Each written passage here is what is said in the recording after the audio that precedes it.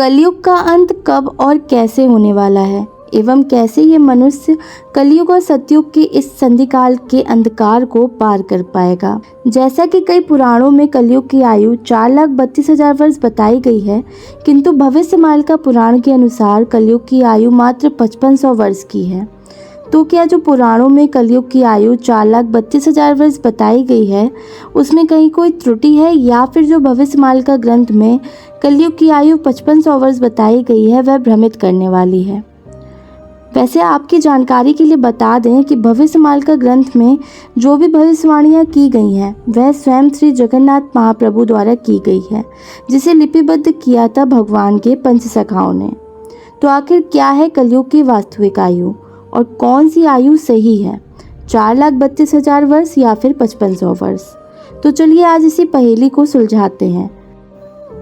कलयुग सृष्टि चक्र का चौथा युग है। आर्यभट्ट के अनुसार महाभारत युद्ध 3137 वर्ष ईसा पूर्व में हुआ था। कलयुग का आरंभ इस युद्ध के 35 वर्ष पश्चात भगवान श्री कृष्ण के गोलोक गमन पर हुआ था। भगवान श्री कृष्ण के इस पृथ्वी से प्रस्थान करने के तुरंत पश्चात ही कलयुग आरंभ हो गया था। आज के समय में सभी धार्मिक संस्थाएं, मठ और संत कह रहे हैं कि कलयुग में 4,32,000 वर्ष का भोग है। नारद पुराण, सूर्य ग्रंथ, वायु पुराण और भविष्यमालिका जैसे प्राचीन ग्रंथ के अनुसार सभी 4 युग 12,000 वर्ष के एक चक्र में समाप्त होते हैं। सतयुग में धर्म के 4 पद थे, यानी 4 चरण थे। त्रेता युग में धर्म के 3 चरण थे और द्वापर युग में धर्म के 2 चरण रहे, किंतु कलयुग में धर्म का एक ही चरण रह गया है। धर्म अधिक होगा तो आयु कम होगी, धर्म जैसे जैसे कम होगा तो आयु बढ़ती जाएगी। इसी सिद्धांत के अनुसार सतयुग में धर्म के 4 चरण थे, इसलिए उसकी आयु 1200 वर्ष थी। त्रेता युग में 3 पद थे, इसलिए उसकी आयु 2400 वर्ष हुई। द्वापर युग में 2 चरण थे, इसलिए 3600 वर्ष, और कलयुग में 1 चरण है, इसलिए 4800 वर्ष। अभी हम कलयुग के 5126वें वर्ष में हैं। प्रत्येक युग से पहले और बाद में संधि काल आता है। हम कलयुग के 4800 वर्ष को पार कर चुके हैं और अभी हम सभी संधि काल के अंतिम में चल रहे हैं, अर्थात हम कलयुग अंधकार और सतयुग के प्रकाश के बीच के समय में हैं। अब आपको बताते हैं कि कलयुग आखिर किन पापों के कारण 4,32,000 से घट करके 4800 वर्ष तक ही सीमित रह गया। तो आइए अब आपको बताते हैं कि कलयुग के समाप्त होने का कारण क्या है। तो श्री अच्युतानंद दास जी कहते हैं कि मनुष्य द्वारा किए गए जो पाप है वो विभिन्न प्रकार की श्रेणियों में किए गए पाप हैं। इन्हीं के कारण कलयुग की आयु घट करके 5000 वर्ष तक सीमित रह गई। भविष्यमालिका के अनुसार इन पापों के कारण कलयुग का अंत शीघ्र होगा।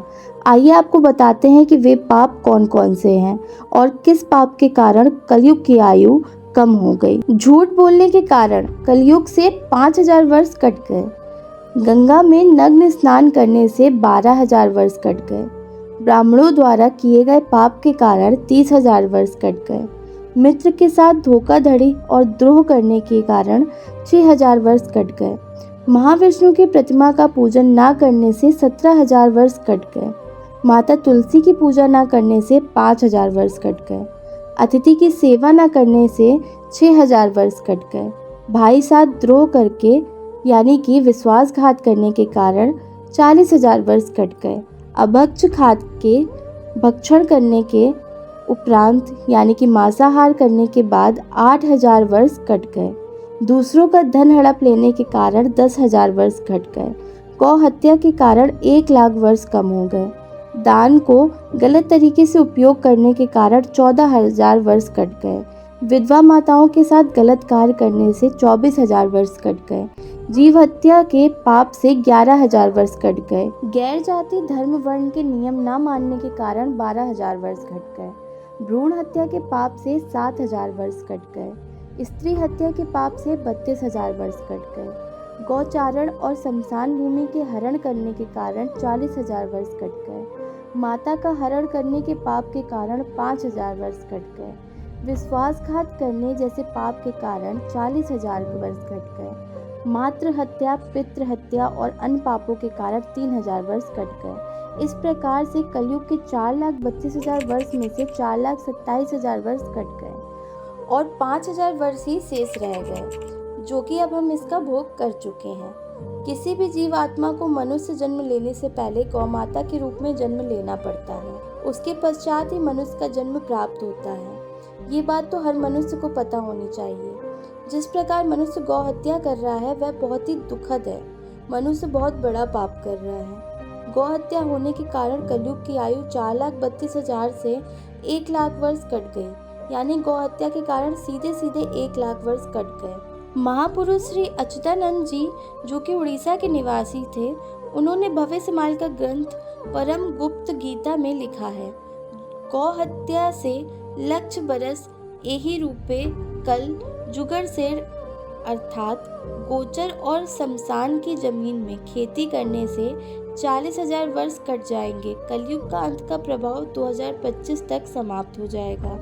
अभी जो समय चल रहा है वो धर्म संस्थापना का समय है। ये कार्य भी 2030 तक पूर्ण हो जाएगा।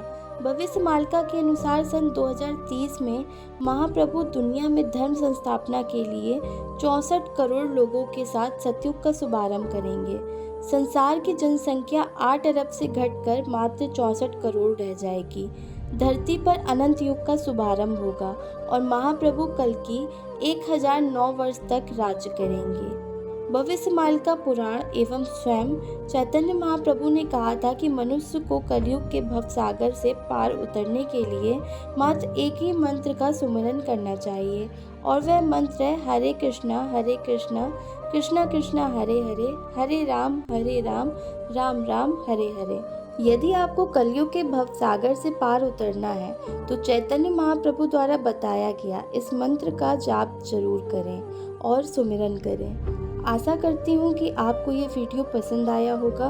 अगर पसंद आया हो तो इस वीडियो को लाइक करके कमेंट में जय श्री कृष्ण जरूर लिखें।